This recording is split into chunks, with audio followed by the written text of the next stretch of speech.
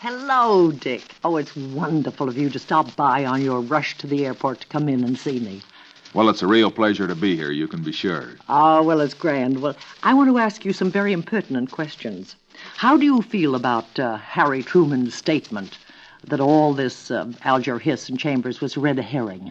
Well, I suppose I would be inclined to be a bit prejudiced as far as that statement was concerned, but I would like to point out that the president first made that statement in direct reference to the Alger Hiss case itself.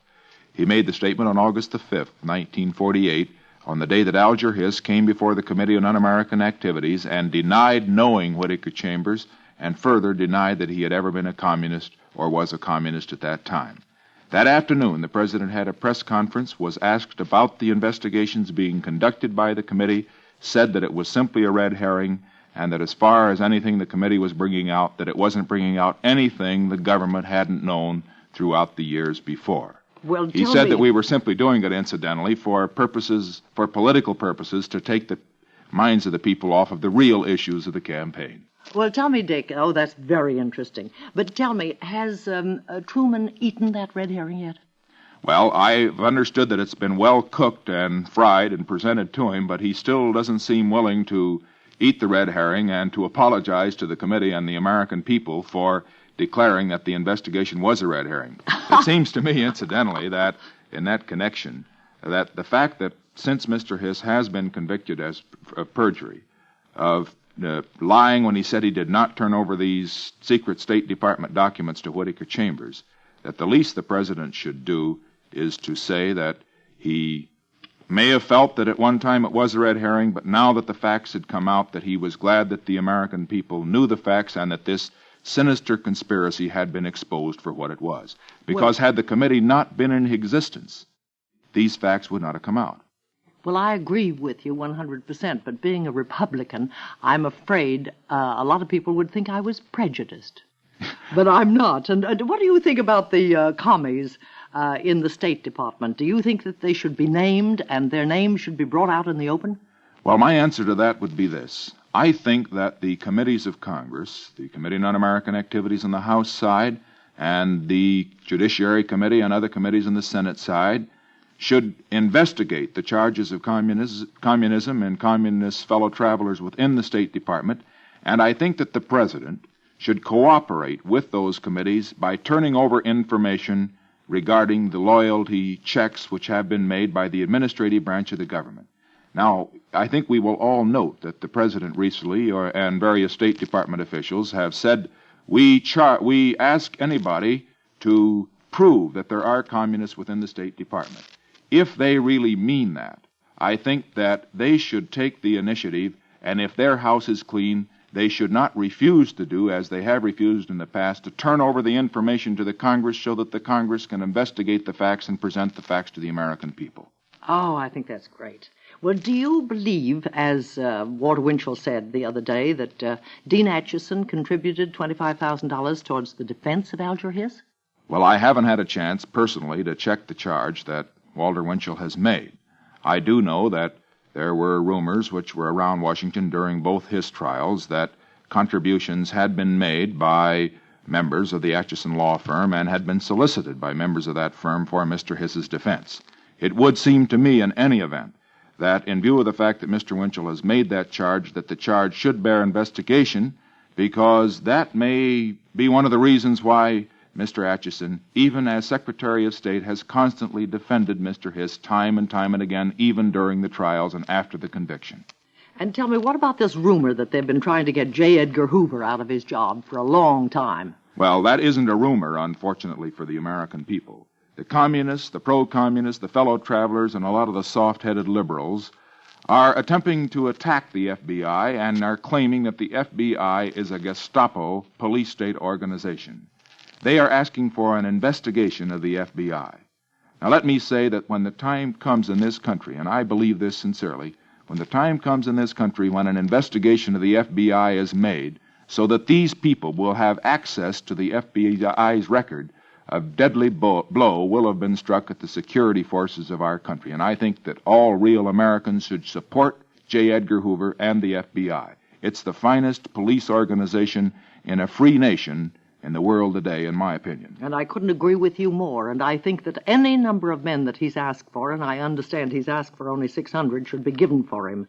Because I think now that they're producing the H-bomb, they'll need more and more good agents to look after our interests. Don't you think so? I certainly agree with that. And what about this this story that if Burley, the Assistant Secretary of State, had acted on the information he got from Chambers 11 years ago, don't you think if he had acted upon that, they would have caught this English spy, Fuchs, then, instead of letting all this information go to Russia?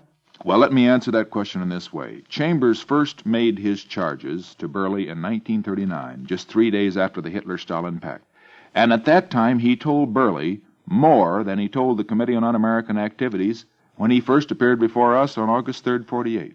Mr. Burley didn't do anything, at least insofar as questioning Hist or questioning Chambers.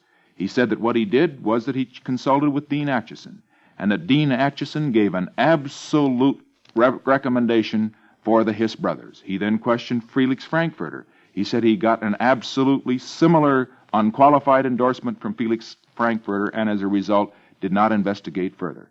Now, had he gone further and questioned Hist and questioned Chambers, a body blow might have been struck at this conspiratorial ring then, and Mr. Fuchs would have been denied the American accomplices that he must have had and must have used in order to obtain the atomic information which he turned over to the Russians.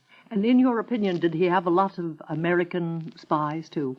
Well, it is difficult for me to say. I haven't had the chance to investigate that case myself. But I do know that the communists don't operate as lone wolves. They operate in packs. The Canadian atomic case proved that. The Chambers ring, the Bentley ring, the ring in Britain. And Mr. Fuchs, I think, did have atomic accomplices in this country, and let me just say in that connection, some people may have forgotten, but during the past 2 years, the Committee on Un-American Activities has had 6 scientists from the University of California and the University of Chicago who worked on the atom bomb project during the war before it. All 6 of these scientists were asked whether they were communist and whether they had turned over atomic information to a confessed Soviet espionage agent. All 6 of them refused to answer questions on the ground that any answer they would give to those questions would incriminate them. Now, that proves that there was a conspiracy there. Oh, that's frightening. I don't think the layman has any idea that it's gone so far. Tell me, will the Un-American Activities Committee continue with the slams that are going in your direction? Well, I might say that being a member of that committee, incidentally, is something I wouldn't wish off on any of my friends, and certainly none of my enemies, even at the moment. All that I can say is this. If the Committee on Un-American Activities had not been in existence, Alger Hiss would be free today. The exposing of that conspiracy in itself was a great service. Now, I feel that the Committee on Un-American Activities renders a necessary service. The public should stay behind it. I do feel that it is essential that we have good procedures, that we protect the innocent from being smeared by people who might have ulterior motives, but I think the facts regarding this sinister communist conspiracy and other subversive activities should be brought to the American public, and that the President should cooperate with the committee in bringing those facts out rather than in resisting us at every turn. Well, with all this activity you have in Washington, and it's necessary for you to be back there, how are you going to campaign in California for the Senate? Well, that is a difficult job. All that I can say is that I'm glad that this is the age of aircraft, because I do have the opportunity to fly back and forth from Washington and make a few speaking engagements in California, and yet be on hand in Washington when the important votes come up. And when do you expect to be back here to campaign? Well, I expect to come back at least to do some campaigning in April, although I will continue to have to go to Washington even during that period when crucial votes come up in the House. Do you think you'll need some help campaigning by a grandmother or two? Well, I think we can use not only a number of grandmothers, but we don't even have to put that particular qualification on. Let me say that I am well aware of the fact that there are more women voters than there are men, and that you can be sure that as far as my campaign is concerned, although one of my opponents happens to be a woman, that we're going to do everything that we can to pitch this campaign so that the women of the state as well as the men understand just what we're talking about. I mean, in other words, rather than talking in terms of billions of dollars in farm subsidies, we're going to talk in terms of the $2 tax on a $10 lady's purse, and in the price of potatoes and beans and other things which the ordinary American housewife is interested in. Well, good for you, because we're taxed for everything, and the housewife doesn't know that. And the wife and the baby are the ones who are taxed the most. Do you know that there's a tax on everything that a baby uses, from the diaper up and down? I should know that because I have 2 children, one 4 years old, one 18 months. And my wife constantly tells me about going down to the drugstore, buying some baby powder, paying a tax on it. You see, she's tax conscious, of course. I should think she would be, being your wife. That's right. What about your arms? I understand you broke them in Washington and had to carry them in a cast. Yes, as a Californian, of course, I was walking on some icy steps in Washington a couple of years ago, slipped and fell. I was carrying, incidentally, our oldest child at that time, who was then about 18 months old. Proceeded to fall, and in protecting the child, took the blow on my elbows, cracked both of them. Oh, dear. Incidentally, it's quite hard to speak, particularly if you talk with your hands some, and I do a little, when both of your arms are in casts. You want to try that sometime if you like. Honey, I couldn't open my mouth.